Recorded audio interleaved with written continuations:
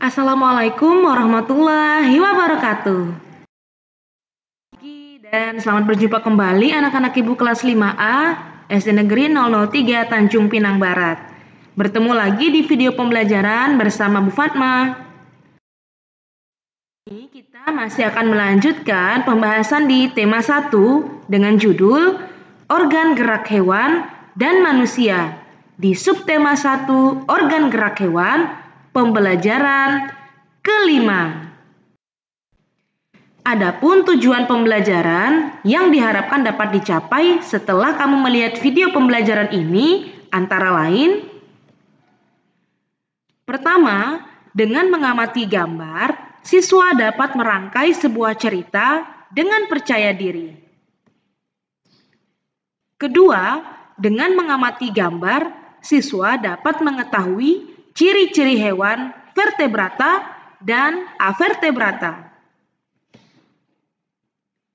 Ketiga, dengan membaca, siswa dapat menentukan ide pokok dari masing-masing paragraf dengan tanggung jawab. Yuk kita mulai. Nah, di pembelajaran 5 kita masih akan menceritakan tentang Edo. Edo mengunjungi kandang kelinci milik Pak Rudi. Yuk kita baca ceritanya. Di bawah kandang kelinci, Edo melihat seekor siput yang sedang berjalan perlahan. Edo pun mengambilnya.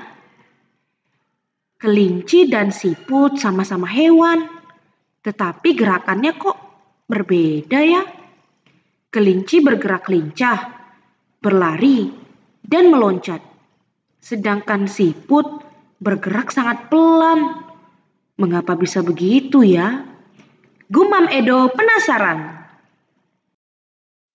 Nah, sekarang kita perhatikan gambar kedua hewan ini dan kita temukan perbedaannya.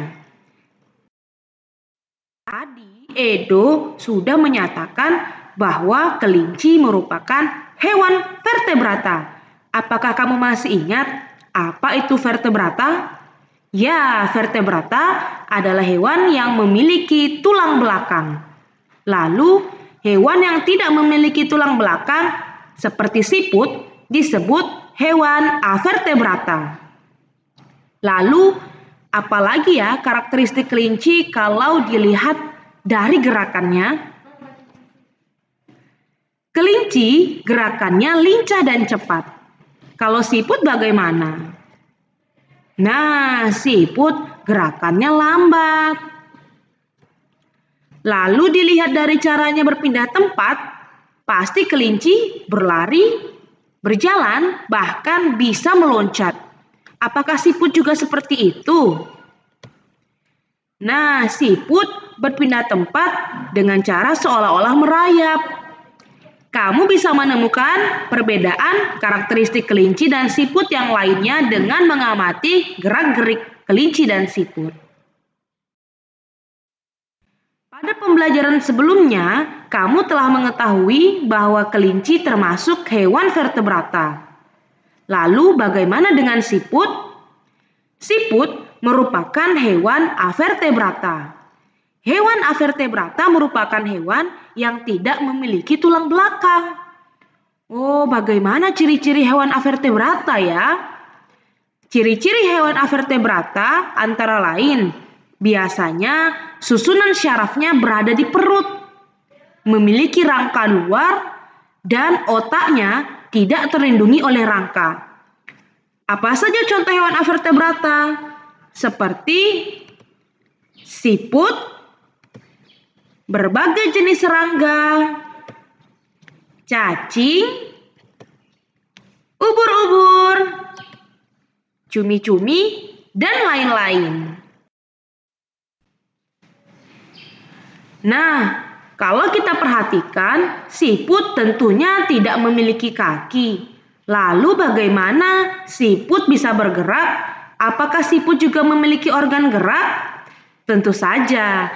Namun, organ gerak siput yaitu berupa kaki perut dengan bentuk yang pipih dan lebar.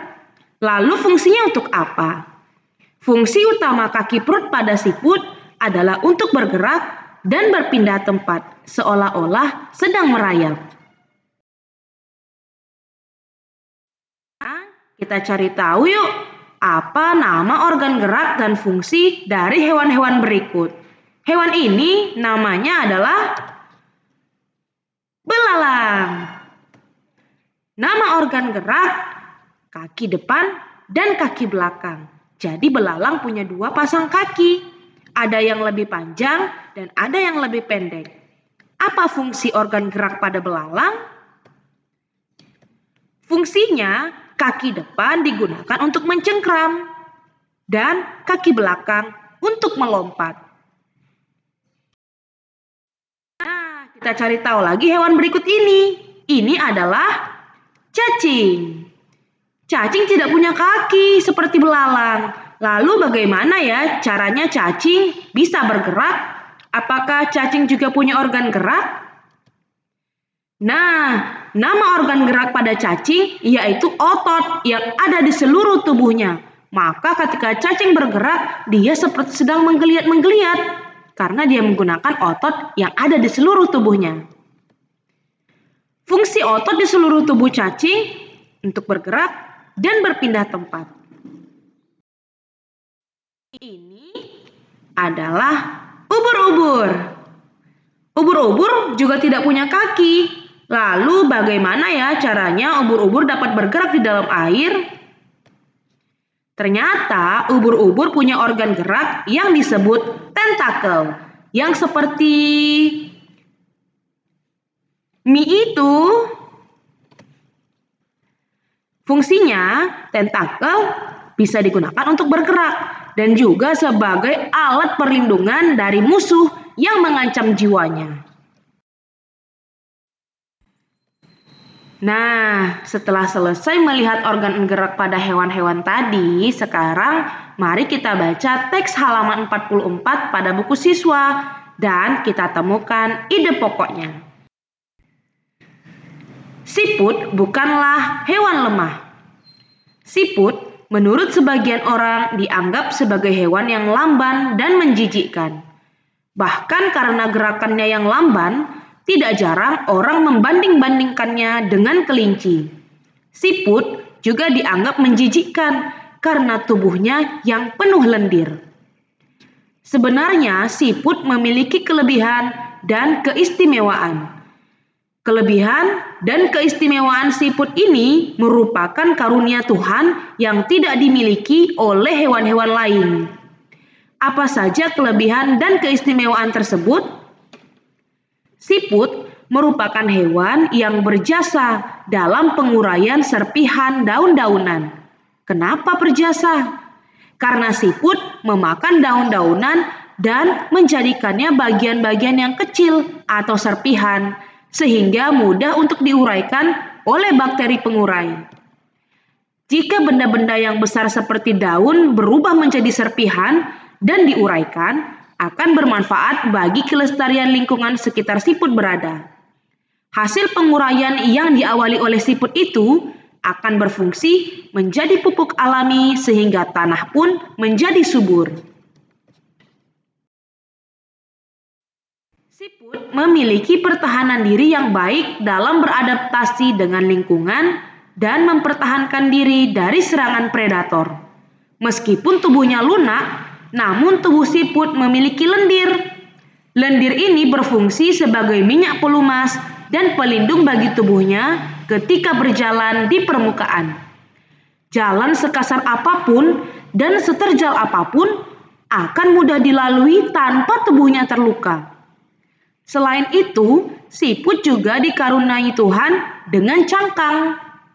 Cangkang ini berfungsi sebagai rumah yang memberikan kenyamanan dan keamanan bagi tubuhnya.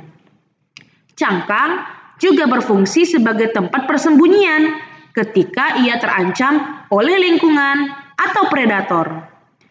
Meski terik panas ataupun hujan, siput tetap bisa hidup nyaman dan aman dengan cangkangnya. Predator pun akan kebingungan untuk memangsa siput karena tubuhnya terlindungi oleh cangkang yang keras. Jadi, siput bukanlah hewan yang lemah. Siput adalah hewan istimewa yang memiliki banyak kelebihan.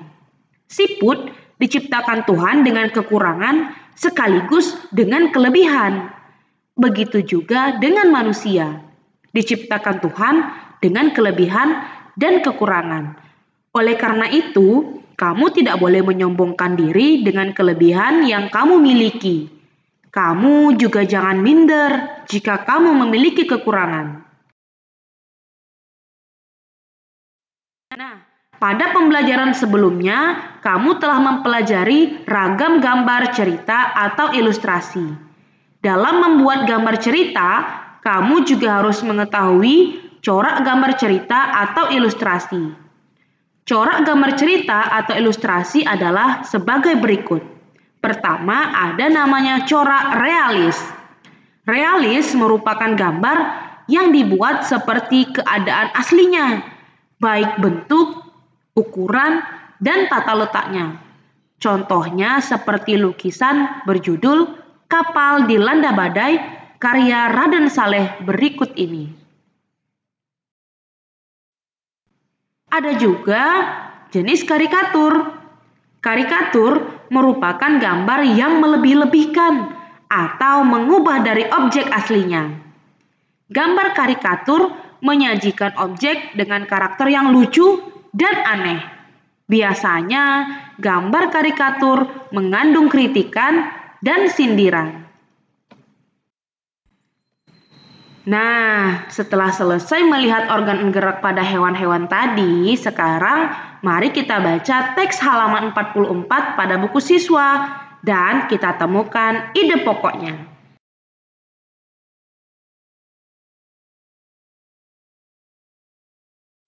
Ini adalah ubur-ubur. Ubur-ubur juga tidak punya kaki. Lalu bagaimana ya caranya ubur-ubur dapat bergerak di dalam air? Ternyata ubur-ubur punya organ gerak. Nah, sebelum kamu mengisi tautan latihan pemahaman, siapkan dulu gambar ilustrasi, cukup 1 buah saja, yang kamu buat sendiri berdasarkan cerita siput bukanlah hewan lemah. Kamu bisa menggambar siput yang dihiasi dengan ilustrasi-ilustrasi. Gambarlah di kertas atau di buku gambar dan foto menggunakan HP-mu. Nanti kamu bisa unggah atau kamu upload ke tautan latihan pemahaman. Silakan bertanya jika ada yang belum dipahami dari penjelasan di video ini. Terima kasih. Assalamualaikum warahmatullahi wabarakatuh. Sampai jumpa di video pembelajaran berikutnya.